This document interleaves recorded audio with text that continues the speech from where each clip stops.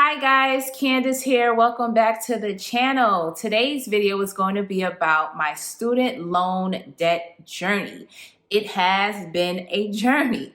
So I graduated college in May 2007 and I'm still not paid up on my student loans. I still have some loans. I attended an HBCU and I left the building with about $32,000 in student loan debt.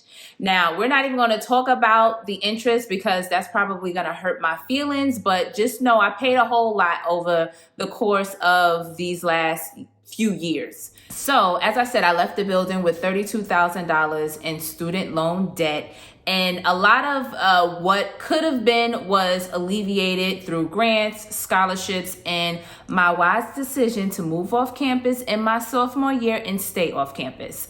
So I'm really lucky because I hear so many horror stories of people struggling to pay off student loan debt, and it's holding them back from buying a home and qualifying for other things that they want. And it just really sucks that people work so hard and they're held back in life by the student loan debt. I just kind of want to talk about my journey and hopefully inspire you all. I actually wrote a blog post that details where I am in the journey, but I'm going to go over some of that with you. This week, before we hop into that, this week Navient announced that it no longer wants to be bothered with our student loans and will not be operating as a servicer going forward. So the federal government has reportedly, or they're in the works to sign a contract with a company called Maximus, who it turns out is already handling defaulted loans. Thankfully, I do not know anything about that. So basically that is who we will be paying our student loans to going forward. Now, this makes me feel uneasy. You know, whenever there's change, when you finally got the ball rolling in the right direction and you got things going in your favor, it can, bring on some fear. Like I'm afraid, I'm legit scared. And I don't know what will come out of this, but I do know that I'm keeping my eye on these interest rates. With things changing, the federal government is the entity that can change our student loan interest rates whenever they feel like it. Luckily, mine have been pretty stable. I have about 4 loans left, and I think 2 of those loans have a 6.4% interest rate, and 2 others have 2.32% interest rate, if I'm not mistaken. But yeah, so keep your eyes on what's happening with this change with Navient. You should be getting some, information in the mail or email. We'll have to stay tuned to see when the hands change, but definitely keep an eye on your balance. Pull up any statements that you can, just so you can be aware and know what's going on. And if anything fishy happens, you're aware of it, and you just aren't just paying without paying attention to what you're paying. So as far as where I am in my journey, I have $11,055.51 left to pay. And I'm actually happy, once I get to the finish line, I'm really going to celebrate. We're going to have a party. We're going to do the whole thing. But I'm really, really happy that I am at this point, because I honestly remember the days where I was chipping away, just throwing, $5 here, $10 there. And it wasn't going anywhere. It was actually going in the opposite direction. It was really heartbreaking because I was not educated on how to manage paying off loans. It was not anything that was taught in school. I mean, they touched upon it, but it wasn't anything detailed, and whatever they taught me definitely did not stick.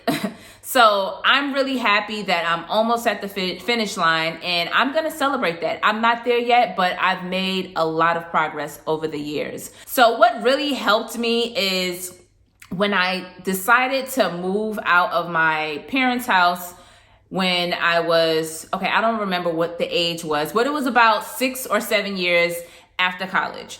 If you don't know, I work in journalism and we don't get paid very well. So it took me a little while to get on my feet. So that was about 6 to 7 years. I moved out.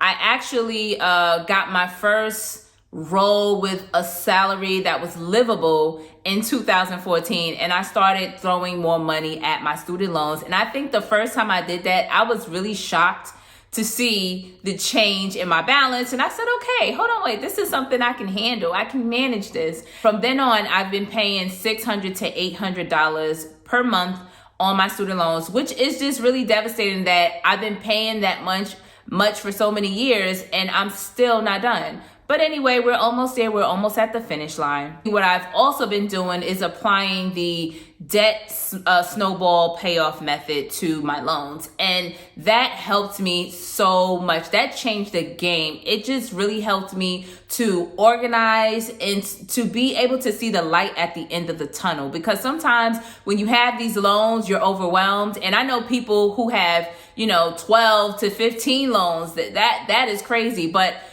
the debt snowball payoff method helped me so much. It just made me feel a little bit better about what I was doing. I was able to pay the loans off a little bit faster and, really focusing on one loan. And once that's paid off, you go up to the next loan and so on and so forth as you go up the ladder. But what I've also done in these past few years is I pay off, obviously, the smallest loan I'm throwing the most money at, but I'm also paying off all the other loans. So I get one payment a month that's automatic from Navient, which is $102.95. And so that is, applied. And then I'll add that extra payment to the loan I want to be gone.